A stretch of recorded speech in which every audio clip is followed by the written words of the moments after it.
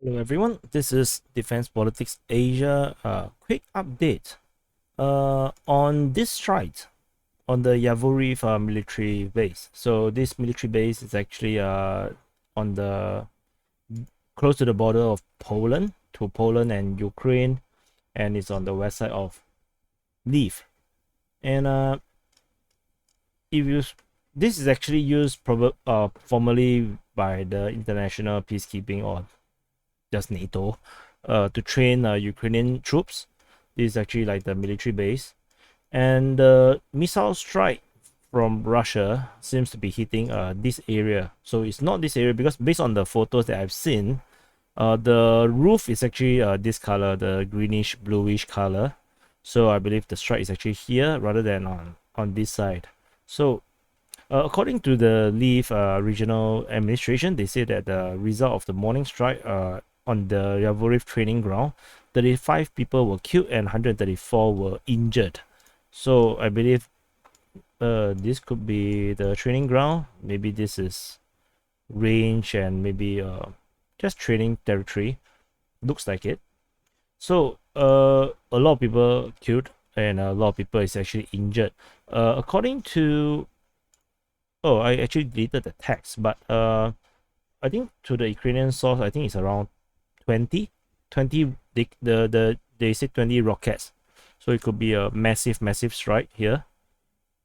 So what is the implication? Why this military base?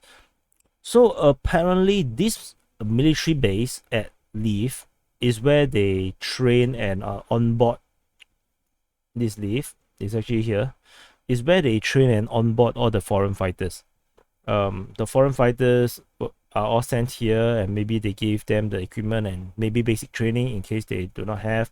That's where they will probably organize them into fighting groups. And this strike seemed to have a immediate effect on the foreign fighter contingent. So Nolan Peterson, this is a war reporter who is in Ukraine since 2014. He was a former USAF Special Operations pilot, author, and senior editor for this Coffee or Die magazine. So he wrote from his source, this American volunteer on the front lines outside Kyiv. So some background in terms of this volunteer that he's talking about is that this guy is a special operation veteran who completed his combat deployments to Afghanistan. So he came to Ukraine before the war started. So he's described as an experienced, well-trained soldier who gave up lucrative career in the US to help Ukraine.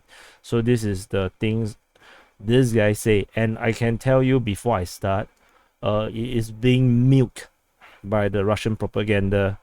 Not really exactly by the government side, but by all these pro-Russian Telegram groups, and the probably if you go on Twitter, probably you might seen some of them. They totally milking this for propaganda. So let me read. So sitting close to the front line, the last safe mode of transportation leaves for greener pasture. A core group of about 30 foreign fighters remains out of the around 200 people that were who were here just minutes ago. 30 left out of 200 foreign fighters. The rest all left with the last transport. If you want to know, the number of people that left is actually 85%. So they are left with 15%. So the base we came from was struck by rockets in the early morning hours. The people we lived with for a couple of days were confirmed dead. It is only a matter of time before our location is targeted. We are about to be cut off by a Russian tank column any day now. Food, water, ammunition dwindle slowly. The mood is somber. People are sending their last messages to friends and family. Where is NATO? Where is the supposed good of Western civilization? So this is the entire comment by this American volunteer, this foreign fighter that is probably stuck with this 30.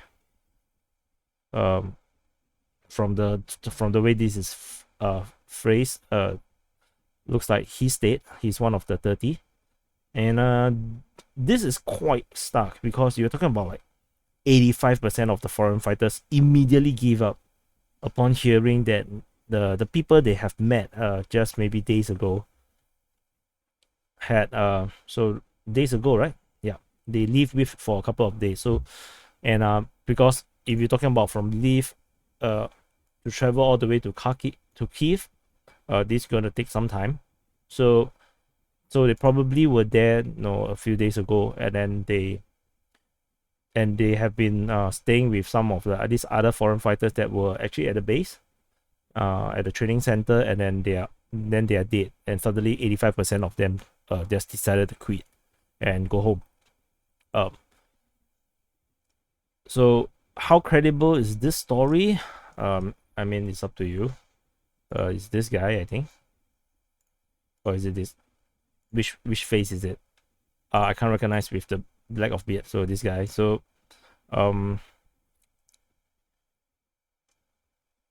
yeah, I think this is him. So this is kind of like a very sombering kind of a reminder to the foreign fighters that this is not a joke. This is a real war. And when they realize, some of the kids and some of the dudes that they had fun with, had beer over probably, suddenly just died out of sheer firepower by the Russians, and they're realizing that the Russians are going to take it out on these foreign fighters because they already mentioned that they will not treat all these foreign fighters as POWs. They're gonna basically they are seen as subhumans in this war. They are not going to be given any respect in terms of what they will do to typical fighters and soldiers from your enemy side. So they're going to treat them like terrorists. They're going to torture or kill them, or I don't know. And it looks with this strike, it looks like Russia is rather pissed with this foreign legion.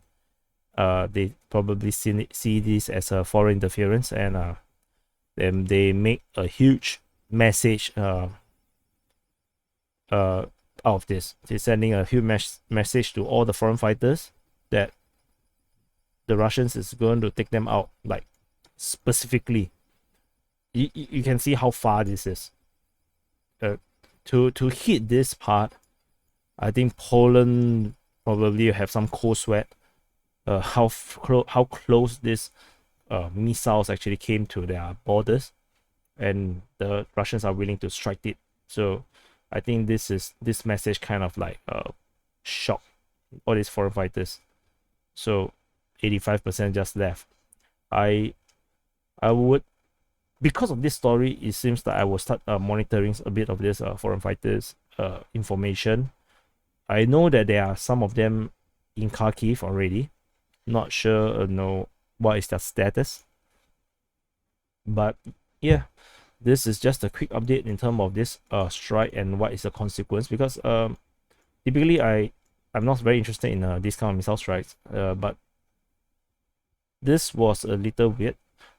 Just in case you do maybe read a bit on this. There is alleged, I didn't see the statement from the Ukrainian side, but the Russians alleged that the Ukrainian side was using this strike, and then they were saying that one NATO soldier or NATO personnel was killed. Then the Russian pro-Russian groups or commentators, they were saying that it is not possible because there is no more NATO troops within Ukraine. All of them have been withdrawn from the country, so there can be no more NATO officials within Ukraine, and they cannot be used as a reason for triggering of the Article 5. But I actually did not see the Ukrainians saying this. So, but this is just something that I read, and I thought like a bit weird. So anyway, just a quick update regarding the Yavoriv military base missile strike. So 35 people killed, 134 injured. This technically is almost like a company worth of soldiers. or 2 gone. So not sure if they're gonna get sufficient hospital care in a war zone now. Hopefully, maybe they will be evacuated into Poland, perhaps, because they are actually near enough, and hopefully they actually get good medical care. They shouldn't strain the medical system within Ukraine any more than than the war have already done to them. So anyway, this is just a quick update on this, and I'll see you in the next update.